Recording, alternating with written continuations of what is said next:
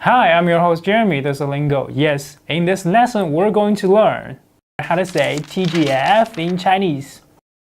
So what is TGIF? TGIF is thanks God it's Friday. So most cases we say thanks God it's Friday again, right? Thanks God, TGI Friday.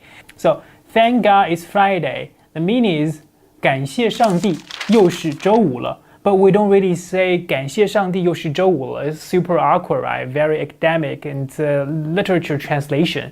So we say 谢谢老天又是周五了。谢谢老天又是周五了。Let me give you some examples. 谢谢老天又是周五了，我终于可以休息了。谢谢老天又是周五了，我终于可以休息了。Thanks God it's Friday again. I can finally have some rest. And in most cases, we don't really say 谢谢老天 or thanks God. We just say 又是周五了. So just say TGI Friday 又是周五了. That's the simple and the briefer version of TGI Friday. If you like our program, please Google Lingo Yes and subscribe to our YouTube channel. And I will see you in the next episode. Bye bye.